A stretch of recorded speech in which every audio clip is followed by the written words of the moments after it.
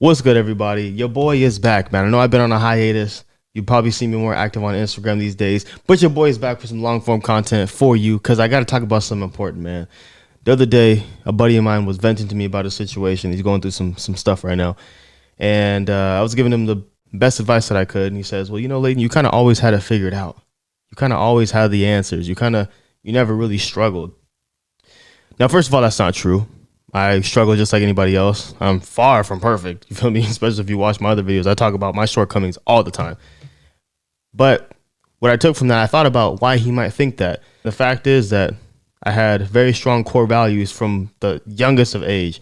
Talking junior high, after I got expelled, I tried to turn my whole life around as far as how I treated people, how it was perceived by others, treating other people with respect and demanding respect back, carrying myself differently. Like I started taking things a little bit more seriously and walking the way that I feel that I should.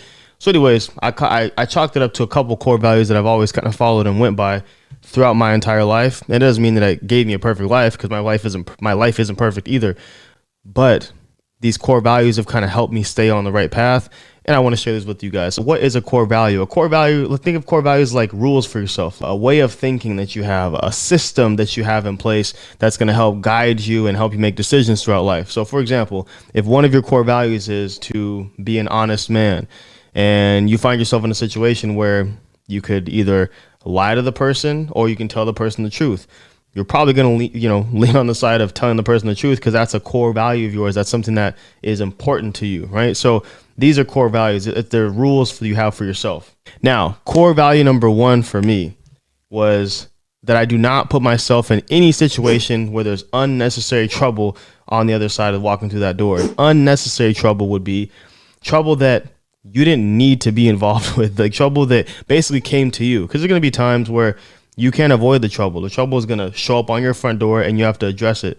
But there's also going to be times where you probably didn't have to be in that situation. You didn't have to fight that guy. You didn't have to get in that argument or, whatever situation, or maybe you lost money, but that's because you gambled the money or you lent it to somebody who's not trustworthy. So you kind of put yourself in a spot where it was unnecessary, and that's on you. I don't allow, myself to be put in situations where I'm basically going and looking for the trouble. So there's that. I'll give you a quick example. My mom and I were playing Mario Kart. This is like 2010, I think 2011, somewhere around there.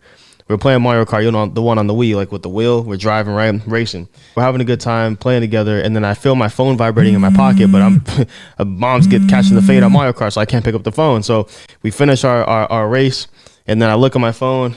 My boy Ashton, he called me and he left me a voicemail, which is weird because we don't usually leave voicemails to each other. So I'm thinking this is pretty serious. So I listened to the voicemail, or at least I read the transcription of it, so my mom didn't hear, obviously. And he goes, "Man, you got to pull up. Like, I need you. We need you." I'm first of all thinking, who is we? He's like, "We need you, man. Like, there's about to be this giant race war at the park. It's going to be the blacks versus Mexicans, and it's about to pop off." I'm thinking, first of all, like, I never turned down a fight, but that's an unnecessary fight that has nothing to do with me. Just because of the color of my skin, I'm not about to volunteer myself to go jump in that fight. So anyways, I call him back, and I'm like, "Hey, man, listen, I can't pull up, bro. Like, I can't, like," and this is, mind you, this is already after I got expelled in junior high. And so I've already gotten a felony on my record at 14 years old. Had to do a bunch of community service, had to go through court, put my whole family through all these different things. They had to write, character letters for me. And it was just like, I'm good. I want to stay out of trouble. I'm good. And so he's like, "All right, man, I get it. No worries, no worries." Ashton, my boy Ashton, shout out to you, bro, if you're watching this. Like, he's always been a brother to me, man. Like, he never has been, pushy or, peer pressure or anything like that.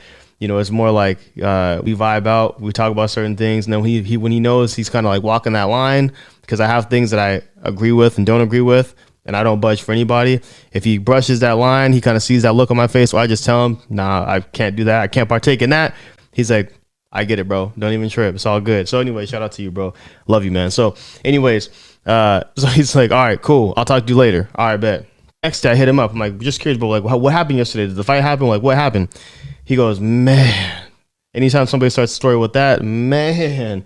I'm like, "Oh, snap, here we go." So I said, "What happened?" He says, "Man, we pulled up to the park and there was, it was like 10 of us, right? And then there was one Mexican dude just standing in the middle of the field, just looking at us, just waiting, like But he was looking tough though. He wasn't scared. He was like, I'm gonna take all y'all. I'm not scared of none of y'all. Do I look scared? I don't scare. I'll knock all you Negroes out. So anyways, he's standing there in the middle of the field looking like, let's get it. Let's run it. I'm not running. I'm not going nowhere. I'm right here.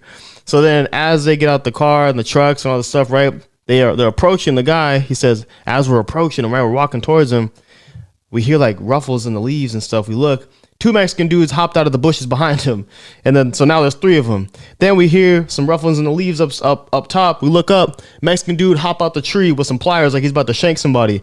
Then another dude comes around from behind the playground equipment and he's ready to go. He got a bat or something like that. So now you got literally Mexicans coming out of the sandbox, like literally like the Undertaker rising up, wiping the sand out their eyes, ready to squabble. And I'm like, this is the craziest thing I ever heard. So broad daylight, they go out, the blacks versus Mexicans fighting, full on race war in the middle of the park, broad daylight in Chino Hills, California, out of all places. So you can imagine that it doesn't last very long. So the cops pull up, everybody scatters like roaches, and that's pretty much it. The fade was over, the war apparently was over. I don't know what happened after that because I wasn't involved. But anyways, it went down and I avoided that. I had no business being there. Why? Because why? I don't even need to explain why. Just I don't belong there. So anyways, that's what I'm talking about avoiding unnecessary trouble. Like that would be an example. If I agreed to go, that'd be an example of me of voluntarily putting myself in a situation like that where I didn't need to be there and getting in trouble potentially. So there's that. Core value number 2, man. Carry yourself with pride and dignity, man. You know, take care of yourself. Have confidence in yourself. This is something that has always been important to me when it comes to the way that I speak to people, the way that I articulate myself, the way that I dress, particularly because that matters as well. If I'm walking around, you know, with the super baggy, you know, jeans, or even not even baggy, it can be skinny jeans too, but sagging them, you know, way below my ass, like it's gonna be like, I mean, you look like a typical black dude. I'm not the typical black dude, so why would I wear the costume or the uniform of a typical black dude? So anyways, and I say typical in the eyes of those kinds of people, like that's not the standard. But in the eyes of people who may be prejudiced or maybe the only black people they know are on social media or entertainers or whatever, they might think that's the typical uniform. So let me just clarify on that before, you know, black people jump on me in the comments saying that's not how we all dress and whatever. Listen, I get it. I don't dress that way either. So we're cool. Allies. Let's get it. So there's that, man. Take pride in yourself, man. I hate to see when people go out of the house not presentable. They go out of the house, their beard's not shaven or cleaned up, or they don't even have a beard. It's like patchy here, like a little bit here, a little bit there, a little bit here. Bro, if you can't grow a full beard, just shave it off. You know what I'm saying? Just shave it off, bro. The clean shaven look is smooth too. You know what I'm saying? You got The Rock, clean shaven, Vin Diesel, clean shaven, Tyrese. Actually, Tyrese has a mustache every once in a while, maybe the little goatee. But for the most part, he can rock the clean shaven look too. So the clean shaven look is all good. You know what I'm saying? If you can't grow a beard, it's all good, bro. You know, just shave it off. You know what I'm saying? Just keep yourself crispy, keep it clean, and be presentable, be professional, because you'll never know who you're going to see. And that's the next point is that, you know, when guys come out of the house, they go to the grocery store and they even have the dignity to put shoes on that have laces, like actual shoes, not just slides, you know, but actual shoes, or put pants on that actually fit you instead of just wearing baggy basketball shorts all the time, or wearing a shirt that fits you and looks, you know, proper on you. Not a baggy pajama shirt. Like there are things like this, man, where it's very basic, you know, for someone like me, but I see a lot of guys, man, coming out the house looking raggedy. So listen, man, you can't be like that, bro. You got to be presentable, man. Take care of yourself. You know what I'm saying? Core value number 3, be a kind person. Now, this is pretty obvious. Like, it should be anyways. Like, I don't really need to go in depth on that, but I'll say this, that be a kind person to people that actually deserve it. There's going to be some people that don't care to be your friend. They don't care to be cordial. They don't care to be kind. They don't care to be polite. They just don't care about you or your existence at all. So that's fine. You don't need to be kind to those people. But in general, be kind to those around you because, I mean, literally just because. That's it. And that good juju, that good energy, that good karma will come back to you tenfold. So there we go.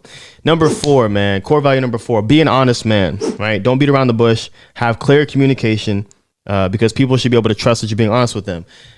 I have seen so many times where somebody who is known for lying, somebody who's known for not telling the truth, they'll be in a group of people, or they'll be talking to somebody at the workplace or at a church, you know, wherever, dude, in a grocery store. But the person's known for not telling the truth, right? Known to be a liar. And they'll say they're going to do something. As soon as they turn around, like, I'll get it done. Yeah, I'll get it done. No problem. Cool. All right. Talk to you tomorrow. As soon as they turn around, the person that they just told that lie to, they're just like, they rolling their eyes like, man, he ain't going to do it. He never does it.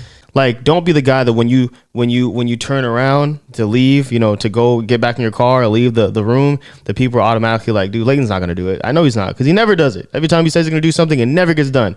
Don't be that guy, man. Just be real with people, man. Like, if you have an issue with somebody, be real with them. Tell them to their face. I got a buddy now where we were, pretty close. I'm not going to say we were best friends, but we're pretty close. And randomly just got weird with me out of nowhere. I'm just kind of like thrown off by it. I'm like, that's odd. I don't know what I did to you. And if I did, I would trust that you would say it to me. Like, be a man and say it to my face. You know what I'm saying? If there's an issue. And so be that kind of guy, man. Be honest, have clear communication. Don't be around the bush. And you'll garner more respect that way. Core value number 5, man. Be a man of your word. Don't be the dude who always says he's going to do something and then you don't do it. So pretty self-explanatory, man. I've always been a guy that if I say I'm going to do something, I got to do it. Now, I got to be honest. I sometimes be the guy who procrastinates, but it gets done. So I got to get better with that. So I've always been a man of my word, but procrastination is also part of that as well.